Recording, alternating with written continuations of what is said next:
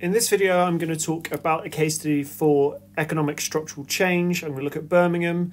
And in this first video, I'm going to look at what the conditions were like in Birmingham before economic change. So we're going to be looking at what it was like socially and economically, environmentally, culturally, and then we're going to look at the change and the players involved in that change. So essentially, it's a small history of Birmingham before the change, and looking what it was like, and then the conditions afterwards and how that change affected the place. In the first instance that we hear Birmingham, it was in the Domesday Book. So this was in 1086. It was actually mentioned as a poor rural manor, not unlike the conditions in the picture here. By the 12th century, an important family called the Birmingham family, they had put in a petition to set up a market at their manor house. This was in the 12th century, and so they were given what was called a royal charter by King Henry II in 1166, and he said that they could hold a market at their manor house.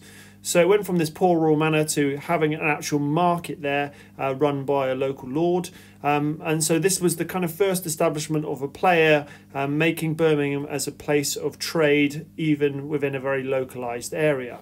So it became a market town that was very, very prosperous in the local area during this medieval period up until the kind of 15th century. How after that we started to see some changes. By the 16th century, they had had some small-scale industry that started to grow.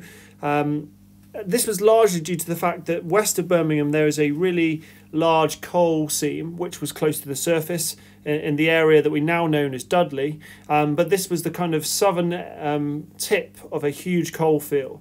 And this is where kind of some of the changes we see come into Birmingham.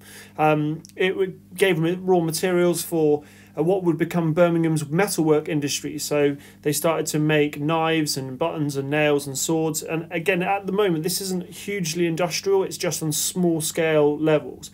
But it's where we hear the term the Black Country comes from. It's the idea that all of these kind of small manufacturers starting to use metal and burn raw materials. It created a lot of smog and smoke, and that's why this area in the West Midlands became known as the Black Country. So in this short period of time, in the 1500s, it went from having a population of about 1,000 people, so it was a very small settlement, and by the 17th century, when we're starting to get these metalworks, small-scale metalworks, that's had a population of about 15,000, so quite a significant change in the 200 years. We start to see real change beyond that. This is when we start to see Birmingham get involved in the Industrial Revolution. So one of the major changes and the players involved was we started to see industrial factories were established. And Birmingham went from being small-scale industry into a much larger manufacturing hub. One of those people was a guy called Matthew Bolton. He set up a factory called the Soho Manufactory. It was in 1761, and he was an important player because he actually got workers, a lot of workers, 700 workers under one roof, and helped to kind of establish what we consider now in modern factories. So the idea of an assembly line where different people would do different parts and it would go until it was completely manufactured. This is the idea that it's not a small scale, it's not 3 or 4 people, it's large manufacturing starting to happen in Birmingham.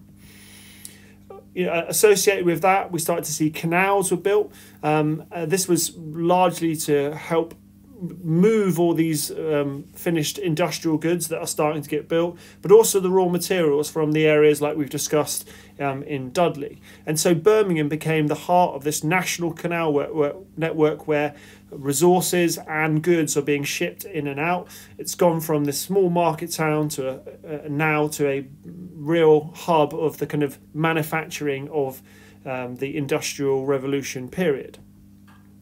In this period, we started to see it specialise, and it started to specialise in metalwork industries. Again, we can see the connection here with the kind of raw materials, the iron ore and the coal being taken from that Black Country area very, very nearby. And so Birmingham became famous for having highly skilled workers in the areas of brass and button manufacturing, jewellery, and later gun manufacturing. This is what was dominating in the 19th century.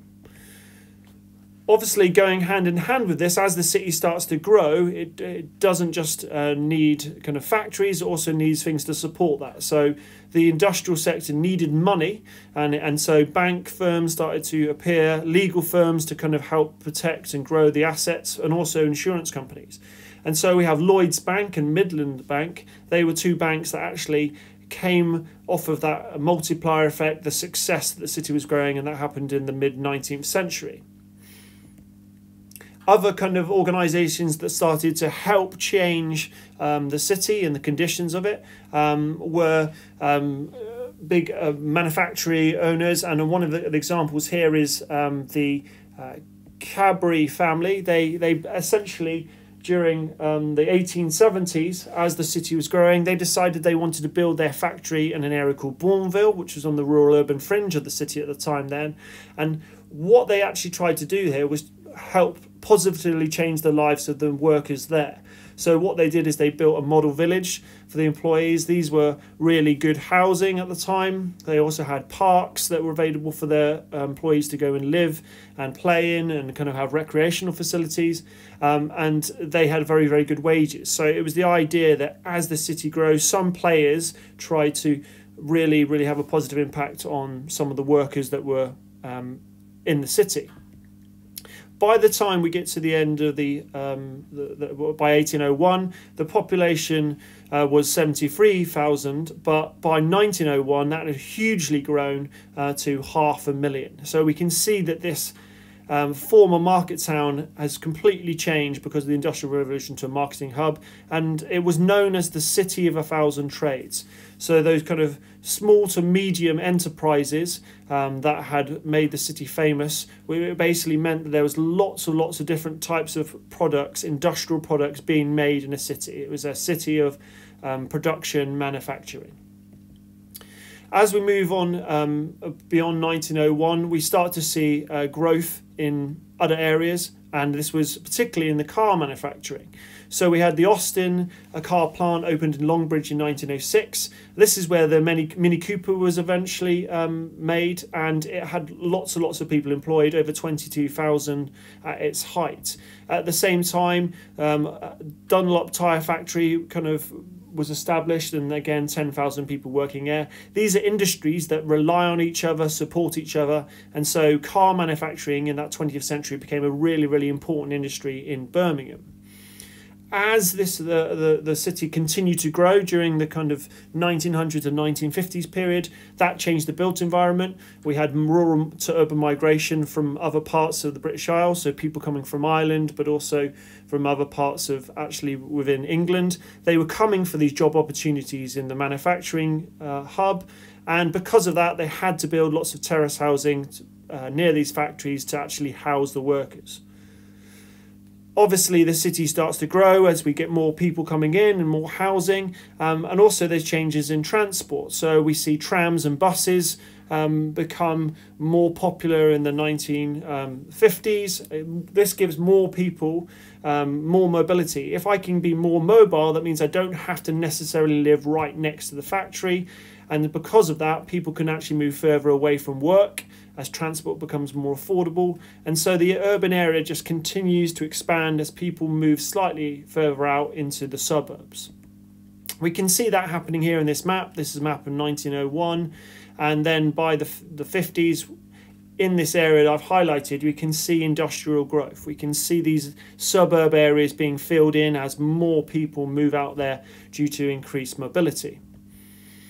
Other factors to consider, obviously there was a lot of industry in the 1950s, but obviously because of that there are areas where conditions were quite poor. In the inner city areas right near these factories, the housing would have been quite cheap, and therefore it was slum-like. We would have had lots of industrial waste because the factories would have dumped into those canals and rivers, and obviously it's a secondary industry, lots of fumes, and therefore there was high levels of air pollution, where in this 1950s kind of 40s and 50s era, there was very, very little control, and so you get conditions like smog, where smoke and fog would mix, causing lots of problems, lung disease, respiratory illnesses. Lastly, demographically, by the kind of 1950s, it was predominantly white. Most of the migration would have been limited to the British Isles and surrounding areas, so there wasn't a lot of diversity at this period.